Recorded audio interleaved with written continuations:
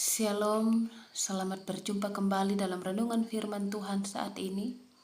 Sebelum kita membaca dan merenungkan firman-Nya, mari kita berdoa. Ya Bapa di sorga, kami akan mendengarkan firman-Mu. Kuasa Roh Kudus-Mu yang akan memampukan kami memahami firman Tuhan dengan baik, terlebih memampukan kami melakukannya dalam setiap langkah kehidupan kami. Berfirmanlah ya Tuhan, kami siap untuk mendengarkannya. Di dalam nama Tuhan Yesus kami berdoa. Amin.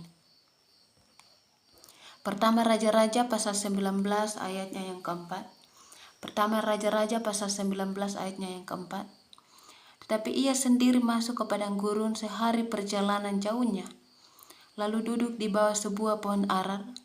Kemudian ia ingin mati, katanya, "Cukuplah itu, sekarang ya Tuhan, ambillah nyawaku, sebab aku ini tidak lebih baik daripada nenek moyangku."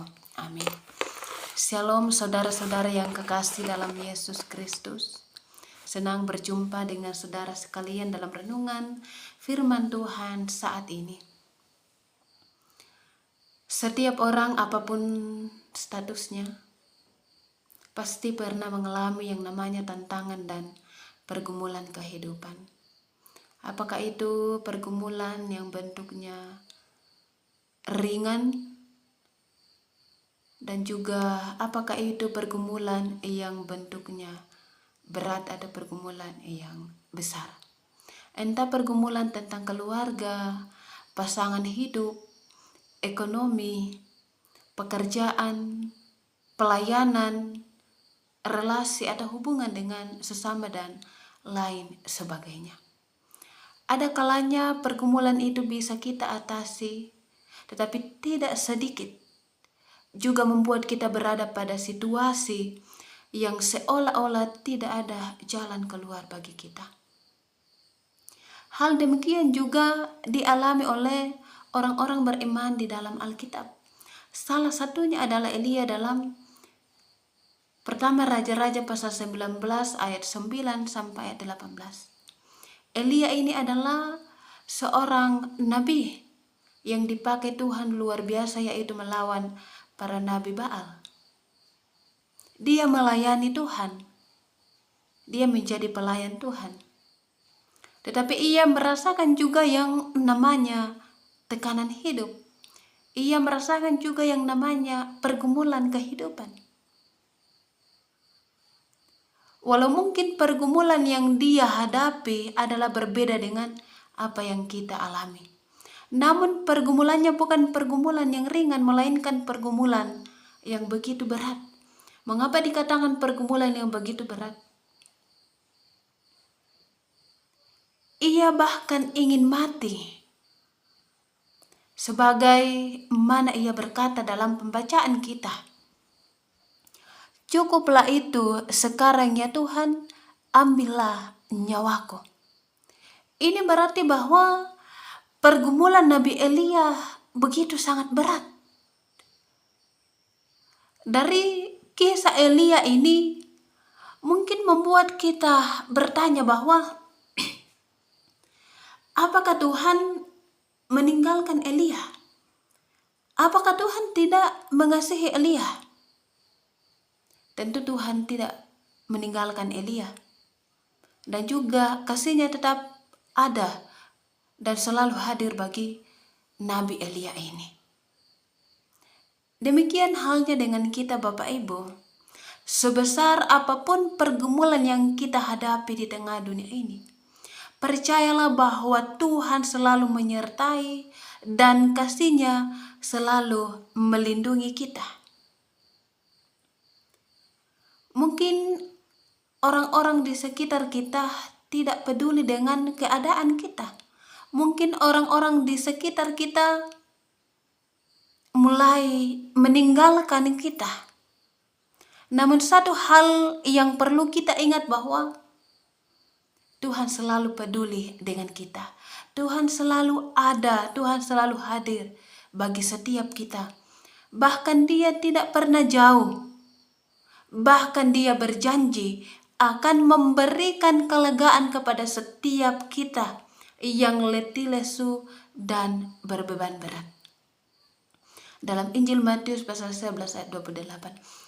Marilah kepadaku semua yang letih lesu dan berbeban berat, aku akan memberikan kelegaan kepadamu. Jadi sungguh luar biasa firman Tuhan ini Bapak Ibu. Ketika tantangan apapun yang kita hadapi di tengah-tengah dunia ini, Tuhan berjanji bahwa Ia akan memberikan kelegaan. Ketika kita mau datang dan membawa diri kita kepadanya. Hal berikut yang perlu kita ingat dan sadari, bahwa ketika kita menghadapi dan mengalami pergumulan yang berat, ini adalah bahwa Allah turut bekerja dalam segala sesuatu mendatangkan kebaikan bagi yang mengasihinya. Itulah yang disampaikan oleh Rasul Paulus bagi orang-orang yang percaya dalam kitab Roma pasal 8. Bahwa Allah turut bekerja dalam segala sesuatu mendatangkan kebaikan bagi yang mengasihinya. Saudara-saudara yang kekasih dalam Yesus Kristus, kalau kita memperhatikan dari dampak yang dilakukan oleh Elia, adalah bahwa Allah ingin melakukan sesuatu yang baik bagi umatnya dan juga tentu bagi Elia ini.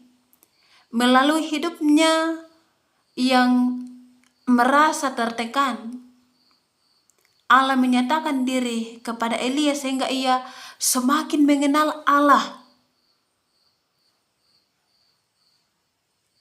Bahkan